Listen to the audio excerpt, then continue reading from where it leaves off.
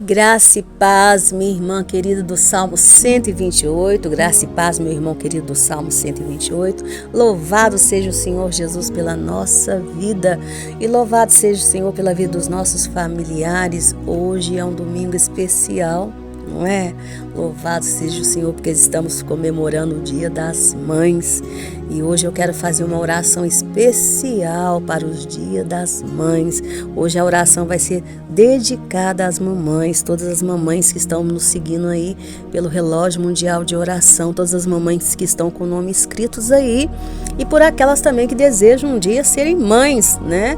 Em nome do Senhor Jesus, porque ser mãe é ser escolhida pelo Senhor, ser escolhida. E hoje, louvado o Senhor Jesus, eu já agradeci muito ao Senhor pela vida da minha mãe, pela vida das minhas tias, né? Eu não sou mãe, né? Embora muitas pessoas me agradecem, dizem que sou mãe espiritual, mas eu não sou mãe.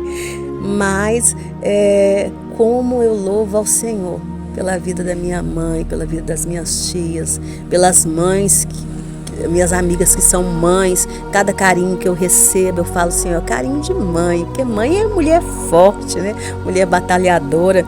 E hoje eu deixei um pouco de lado a história de Moisés para falar um pouco de uma mãe, para contar um pouquinho para vocês, refletir um pouquinho sobre a história de uma mãe, de uma mulher, né? E a história dessa mãe está lá em 2 Reis, capítulo 4, no versículo do 1 até 7, mas eu vou ler o 1 e o 2 e depois eu conto um pouquinho da história dela. Está dizendo assim: certo dia, a mulher de um dos discípulos dos profetas foi falar a Eliseu: teu servo, meu marido, morreu, e tu sabes que ele temia o Senhor. Mas agora veio um credor que está querendo levar meus 2 filhos como escravos. Eliseu perguntou-lhe: como posso ajudá-la? Diga-me o que você tem em casa. E ela respondeu: tua serva não tem nada além de uma vasilha de azeite. Então, meus irmãos, nós não sabemos o nome dessa mulher, porque a Bíblia não fala o nome dela, né? Mas nós só sabemos que ela era casada com um discípulo de profeta da escola de profetas de Eliseu, né? Naquela época era comum se ter profetas, né? Se ter escola de profetas, né? E o profeta era o próprio Deus no meio do povo. O profeta naquela época não era hoje. Hoje qualquer pessoa que tem dom de profecias, nós chamamos de profeta, né? Nós temos esse hábito, mas naquela época não. Era o porta-voz do Senhor. Era como se fosse Deus falando no meio do povo. E as pessoas iam ali para aquelas escolas de profeta para aprender não somente ler, mas ler através das escrituras, né? Através da Torá, né? Aprender, porque como que o povo iria exortar, como que um profeta iria exortar o povo se ele não conhecia a lei de Moisés? Então era para isso que tinha as escolas, para ensinar a lei, porque o profeta tem que exortar o povo a andar no caminho de Deus, a conhecer a lei de Deus. Olha, isso aqui está na lei de Deus, vocês estão desobedecendo, vocês estão transgredindo, né? E veja que esse homem temia a Deus, o marido dela temia a Deus, porém o marido dela tinha morrido, né? E tinha deixado todos os seus compromissos financeiros pendentes, né? E o credor chegou ali para cobrar essa dívida. Naquela época, as pessoas, como não tinham como pagar as dívidas, eles se ofereciam como escravos. Às vezes eles ficavam como escravo na casa da pessoa por 3 anos, até pagar aquela dívida. Às vezes ficava a família inteira como escrava, até pagar a dívida. E aquele homem chegou ali, mas ela não deixou que levasse os filhos dela. E ela não deixou por quê? Porque ela tinha 2 filhos e ela não deixou que levasse os 2 filhos. Porque mãe, minha amiga, mãe é aquela que defende. E ela defendeu seus filhos e foi atrás do profeta. Ou seja, ela foi atrás do próprio Deus buscar soluções para a sua família, para não deixar que seus filhos se tornassem escravos daquele credor. E quando Eliseu perguntou para ela o que ela tinha, ela disse: eu só tenho um pouco de azeite. E Eliseu, como profeta, Eliseu deu para aquela mãezinha as instruções que ela precisaria fazer, né? Talvez, mãezinha, você que está me ouvindo, você tem que ter a consciência de que você foi escolhida por Deus para defender o seu filho, para defender a sua criança, para defender o seu jovem, o seu adolescente. Não importa se você está com 80 anos e o seu filho está com 60, mas você é escolhida por Deus para defendê-lo. Aí você vai falar comigo: mas irmã, como eu vou defender o meu filho hoje? Eu já estou velha, eu estou cansada, eu não tenho mais forças, eu não tenho mais saúde. Meu irmão, o azeite está pouco, o azeite representa a unção. O azeite está pouco, mas no Senhor, na obediência ao Senhor, esse azeite vai multiplicar. Essa viúva, ela obedeceu o profeta, ela obedeceu a voz profética. E esse azeite, ele multiplicou ao ponto dela ser capaz de pagar as dívidas dela, vender e viver do resto. Ela pagou a dívida que ela tinha com aquele credor, que o marido tinha deixado com aquele credor, e viveu do resto. Tirou os filhos dela daquela condenação de escravidão, da condenação de escravidão. Porque o diabo, ele quer nos condenar. O diabo, ele quer nos escravizar. Ele quer escravizar os seus filhos. Ele quer escravizar toda a sua casa. Ele quer escravizar dos seus filhos toda a tua descendência. E você foi escolhida, mãe. Você foi escolhida para defender os seus filhos. Mãe é aquela que defende. Aquela mulher, ela não tinha marido para defendê-la, mas ela tinha o Senhor. Ela tinha o Senhor. O marido dela tinha ido embora, mas o Senhor tinha ficado, o profeta tinha ficado. Então, e o azeite multiplicou. Às vezes você pode achar, minha irmã, que você não tem unção nenhuma, mas você tem, todos nós temos, toda mãe tem, em nome do Senhor Jesus, porque mãe é aquela que defende, Se você olhar o leite materno é a grande revelação do Senhor para isso, porque se o bebê nasce, se a mãe não amamenta, essa criança vai morrer. Se ela não for amamentada pela mãe, se ela não for acarinhada pela mãe, se ela não sentir o cheirinho da mãe, se ali no ventre, se a mãe não optar por defender aquela criança já desde o ventre, aquela criança vai morrer, aquela criança não vai sobreviver. Então, se hoje nós estamos vivos aqui, se eu estou viva aqui, é porque a minha mãe escolheu me defender desde o ventre. Se você está vivo aí, minha irmã, vivo, escutando essa palavra, é porque a sua mãe escolheu te defender desde o ventre. Não importa se depois ela te entregou para uma doação, porque tem todas as pessoas que têm mágoas, né? Mágoas porque foram entregues para a doação.